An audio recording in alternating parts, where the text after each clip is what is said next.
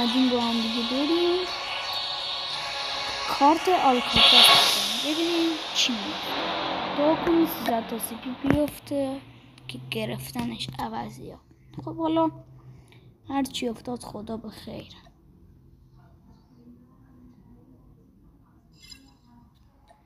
بریم بزنیمش.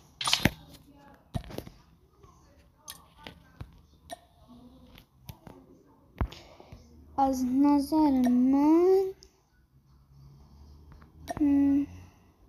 اسنایپتون بود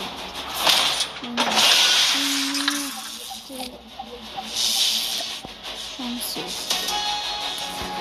هر کی دوست داره متیک لژند اینا رو داشته باشه یا از اینا گذشته نگرفتینشون اصلا کاری نباشه. این دوتا که گرفتینشون میتونید این دوتا رو گرفتید میتونید با کارتایی که به شما میده مثل مثلث و مربع و اینا اینو بگیرید. متیکی که یه چند ماه دیگه جایگزینش